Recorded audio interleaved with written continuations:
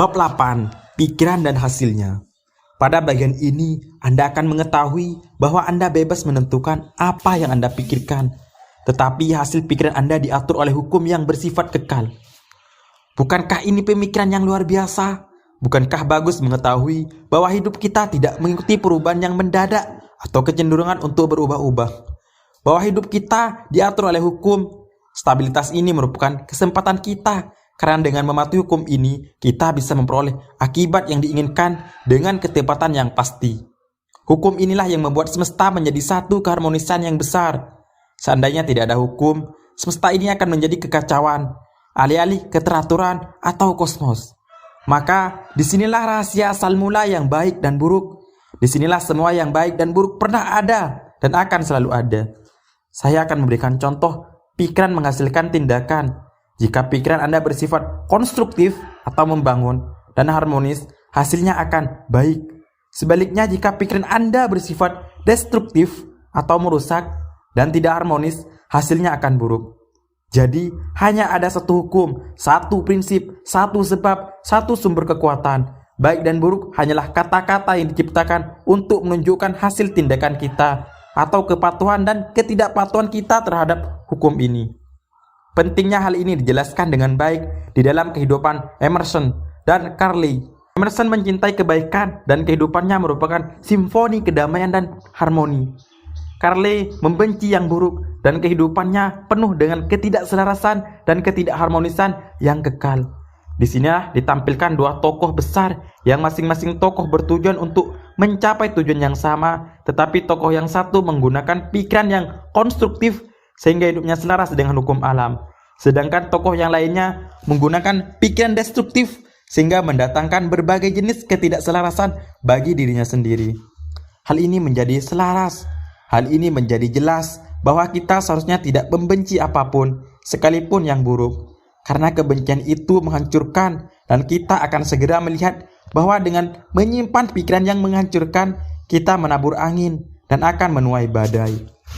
Pikiran mengandung prinsip vital karena ia merupakan prinsip kreatif semesta. Melalui sifat dasarnya, ia akan bergabung dengan pikiran-pikiran lain yang sejenis. Karena tujuan kehidupan adalah pertumbuhan. Semua prinsip yang mendasari eksistensi harus memberikan dampak. Karena itu, pikiran pun mengambil bentuk dan hukum pertumbuhan akhirnya membuatnya terwujud. Anda bisa dengan bebas memilih apa yang Anda pikirkan, tetapi hasil pikiran Anda diatur oleh suatu hukum yang kekal.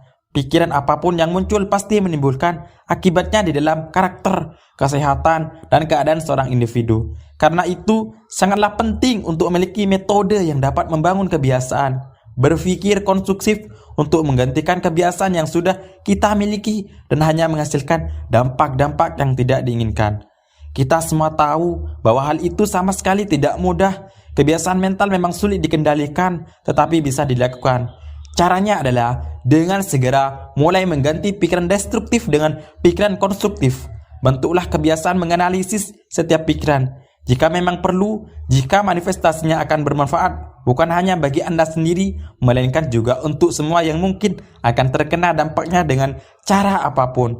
Simpanlah pikiran itu, hargailah sebagai sesuatu yang berharga. Ia bernilai tinggi dan selaras dengan yang tak terhingga. Ia akan bertumbuh dan berkembang serta membawa hasil beratus-ratus kali lipat. Sebaliknya, Anda sebaiknya perlu mengingat kutipan dari George Matthew Adams ini. Belajarlah untuk menjaga agar pintu tertutup.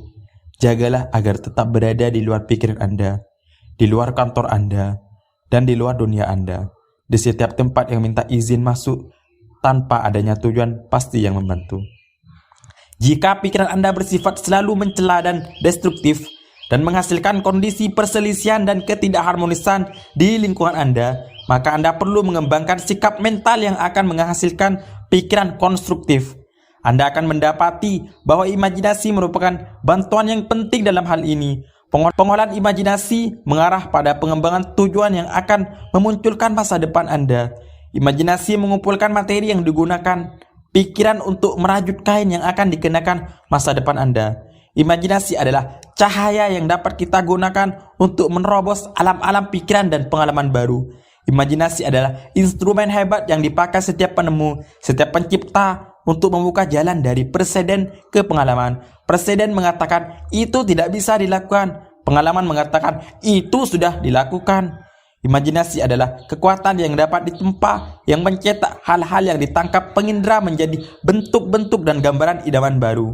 Imajinasi adalah bentuk pikiran konstruktif yang harus mendahului setiap bentuk tindakan konstruktif. Seorang pembangun tidak dapat membangun struktur apapun sampai dia terlebih dahulu menerima rencana-rencana dari sang arsitek, dan sang arsitek harus memperolehnya dari imajinasinya. Jenderal industri tidak dapat membangun perusahaan besar yang menaungi ratusan perusahaan kecil dan ribuan karyawan dengan modal raksasa kalau ia tidak terlebih dulu menciptakan seluruh pekerjaan itu di dalam imajinasinya. Objek-objek di dunia materi bagaikan tanah liat di tangan si pembuat tembikar. Sesuatu yang real diciptakan di dalam pikiran master, dan pekerjaan itu dilakukan dengan menggunakan imajinasi. Untuk mengembangkan imajinasi, hal itu harus dilatih. Latihan diperlukan untuk mengolah otot mental dan juga otot fisik. Ia harus ditopang dengan makanan, kalau tidak ia tidak akan bertumbuh. Janganlah menyamakan imajinasi dengan hayalan kosong atau lamunan yang suka dilakukan beberapa orang. Melamun adalah bentuk penyanyian mental yang dapat mengarah pada bencana mental. Imajinasi konstruktif berarti kerja keras mental. Beberapa orang menganggapnya sebagai pekerjaan yang paling sulit. Meskipun demikian, ia memberikan hasil yang paling besar karena semua hal besar di dalam kehidupan ini menghampiri siapapun. Pria dan perempuan yang memiliki kemampuan berpikir, berimajinasi, dan mewujudkan impian-impian mereka. Jika Anda telah sepenuhnya sadar akan fakta bahwa pikiran adalah satu-satunya prinsip kreatif, bahwa pikiran itu maha kuasa, maha tahu, maha ada, dan bahwa Anda bisa secara sadar menyelaraskan diri dengan yang maha kuasa, ini melalui kekuatan pikiran Anda, berarti Anda sudah berjalan menuju ke arah yang benar. Langkah berikutnya adalah memposisikan diri Anda untuk menerima kekuatan ini. Karena ia maha ada, ia pasti ada di dalam diri Anda. Kita mengetahui hal ini karena kita tahu bahwa semua kekuatan berasal dari dalam diri. Namun, kekuatan ini harus dikembangkan, dikeluarkan, diolah. Untuk tujuan itulah kita harus reseptif, mau menerima. Dan sikap reseptif ini diperoleh sebagaimana tenaga fisik diperoleh, yaitu melalui latihan. Hukum tarik-menarik sudah pasti akan mengantarkan kepada Anda kondisi, lingkungan, dan pengalaman dalam hidup yang sesuai dengan sikap mental Anda yang menonjol, khas, dan menjadi kebiasaan. Bukan pikiran yang sesekali Anda pikirkan ketika berada di tempat ibadah atau ketika baru saja membaca buku yang bagus, melainkan sikap mental yang menonjol. Anda memiliki pikiran-pikiran yang negatif, lemah, dan merugikan selama 10 jam sehari, lalu berharap menghasilkan kondisi-kondisi yang indah, kuat, dan harmonis dari pikiran yang kuat, positif, dan kreatif selama 10 menit. Kekuatan real berasal dari dalam diri. Semua kekuatan yang dapat digunakan manusia berada di dalam dirinya, yang menunggu untuk diperlihatkan karena pertama-tama dia mengetahuinya dan menegaskannya sebagai miliknya dan mengolahnya di dalam kesadarannya hingga dia menyatu dengan kekuatan itu. Orang mengatakan bahwa mereka menginginkan kehidupan yang berlimpah, dan mereka memang menginginkannya. Tetapi kebanyakan mereka menafsirkan bahwa jika mereka melatih otot mereka atau bernafas secara benar, menyantap makanan tertentu dengan cara tertentu, meminum sekian banyak air dengan suhu tertentu setiap hari, menghindari tekanan angin, mereka akan meraih kehidupan berlimpah yang mereka cari. Namun, hasil dari metode-metode seperti ini biasa saja. Bila manusia disadarkan akan kebenaran dan mengokohkan kemanunggalannya dengan semua kehidupan, ia mendapati dirinya memiliki mata yang jernih, langkah yang luwes, dan semangat jiwa muda. Ia mendapati dirinya telah menemukan sumber segala kekuatan. Semua kesalahan hanyalah kesalahan karena ketidaktahuan. Maka, penguasaan akan pengetahuan dan kekuatan yang menyertainya, itulah yang menentukan pertumbuhan dan evolusi. Pengenalan dan demonstrasi pengetahuanlah yang mendasari kekuatan. Kekuatan itu adalah kekuatan spiritual yang terdiam di bagian inti segala sesuatu. Ialah jiwa semesta. Pengetahuan ini adalah hasil dari kemampuan berpikir manusia. Maka pikiran adalah benih dari evolusi kesadaran manusia. Bila manusia berhenti mengembangkan pikiran dan cita-citanya, kekuatannya pun segera mulai hancur dan roman mukanya lamban laun memperlihatkan kondisi-kondisi perubahan ini. Manusia sukses membiasakan diri untuk mempertahankan kondisi-kondisi ideal yang ingin mereka wujudkan. Mereka terus mengingat langkah berikutnya yang diperlukan bagi tujuan yang mereka perjuangkan. Pikiran adalah materi-materi yang mereka gunakan untuk membangun, dan imajinasi adalah bengkel kerja mereka. Pikiran adalah tenaga yang selalu bergerak, yang digunakan untuk mengamankan orang-orang dari keadaan-keadaan yang diperlukan untuk membangun struktur sukses mereka. Dan imajinasi adalah matriks di mana semua hal besar dirancang. Jika Anda setia pada tujuan atau cita-cita, Anda akan mendengar panggilan ketika keadaan sudah siap untuk mewujudkan rencana-rencana Anda. Dan hasilnya akan berbanding lurus dengan kesetiaan Anda terhadap tujuan Anda itu. Tujuan yang senantiasa dipegang teguh, itulah yang menentukan dan menarik kondisi-kondisi yang diperlukan agar terpenuhi. Demikianlah Anda bisa merajut pakaian spirit dan kekuatan ke dalam jaringan seluruh keberadaan Anda. Demikianlah Anda bisa menjalani kehidupan yang menyenangkan dan selalu terlindungi dari segala bahaya. Demikianlah Anda bisa menjadi kekuatan positif di mana kondisi-kondisi melimpah dan selaras bisa ditarik ke arah Anda. Kekuatan ini adalah ragi yang lambat laut, merembes ke dalam kesadaran umum dan sebagian besar bertanggung jawab atas kondisi-kondisi kegelisahan yang tampak jelas di mana-mana. Di latihan sebelumnya, Anda menciptakan gambaran mental Anda, mengubahnya dari tidak tampak menjadi tampak. Pada latihan kali ini, saya minta Anda mengambil suatu objek dan melihatnya ke bentuk aslinya. Bayangkan bagian-bagian dari objek itu.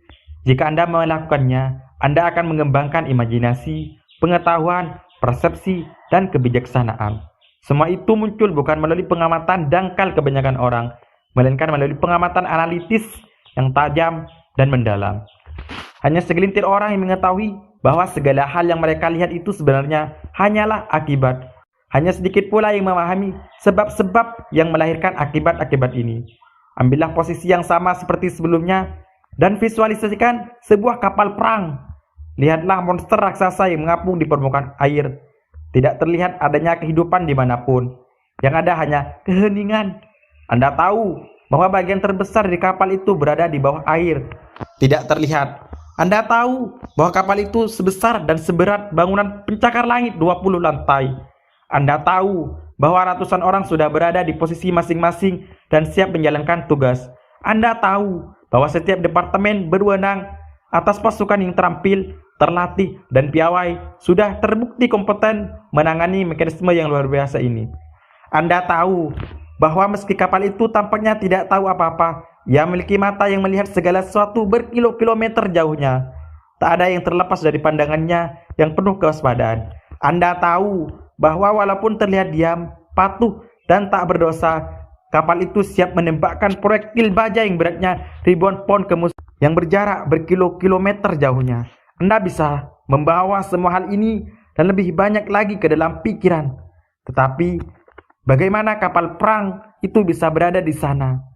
Bagaimana kapal itu bisa ada? Jika Anda seorang pengamat yang cermat, Anda ingin mengetahui semua hal ini. Ikutilah lempengan-lempengan baja besar ke tempat pengecoran logam. Dan lihatlah ribuan orang yang dipekerjakan untuk memproduksinya. Pergilah lebih jauh lagi dan lihatlah biji-biji besi ketika datang dari pertambangan. Lihatlah bagaimana ia dimuat di kapal atau kereta barang. Lihatlah bagaimana ia meleleh dan ditangani dengan benar. Pergi lebih jauh lagi dan lihatlah arsitek dan insinyur yang merencanakan kapal itu. Biarkan pikiran membawa Anda lebih jauh lagi untuk mengetahui mengapa mereka merencanakan sarana transportasi itu.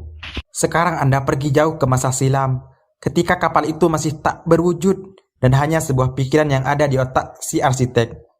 Tetapi dari mana datangnya perintah untuk merencanakan kapal itu? Mungkin berasal dari materi perang. Mungkin juga kapal ini sudah direncanakan jauh sebelum terfikirkan bahwa sebuah perang bisa terjadi.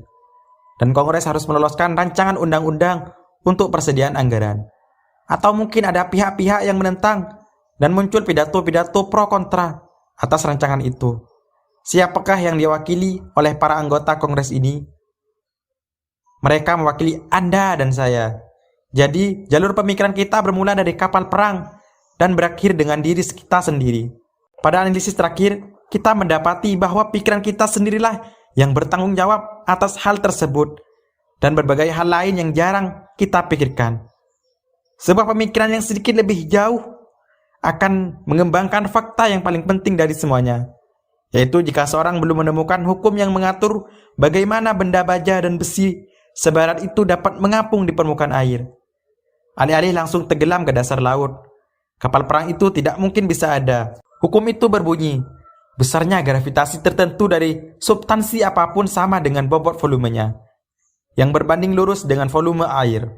Penemuan hukum ini merevolusi setiap jenis transportasi laut, perdagangan, dan peperangan, serta memungkinkan dibangunnya kapal perang. Anda akan mendapati bahwa latihan seperti ini amat berharga. Bila pikiran sudah dilatih untuk melihat secara mendalam, segala sesuatu pun mempunyai penampilan yang berbeda. Yang tadinya tidak signifikan menjadi signifikan, yang tadinya tidak menarik menjadi menarik. Hal-hal yang tadinya tidak kita anggap penting lalu terlihat menjadi benar-benar vital di dalam kehidupan ini. Berharaplah pada hari ini, karena inilah kehidupan dari hidup yang sesungguhnya. Di kehidupan yang singkat ini, berdiam segala kebenaran dan realitas kebenaran Anda. Sukacitanya pertumbuhan, agungnya tindakan, megahnya keelokan, karena kemarin hanyalah mimpi dan esok hanyalah visi. Tetapi hari ini, bila dijalani dengan baik, menjadikan setiap hari kemarin suatu mimpi, bahagia, dan setiap esok suatu visi dan harapan. Karena itu, berharaplah pada hari ini. Kalimat bijak dari bahasa Sanskerta.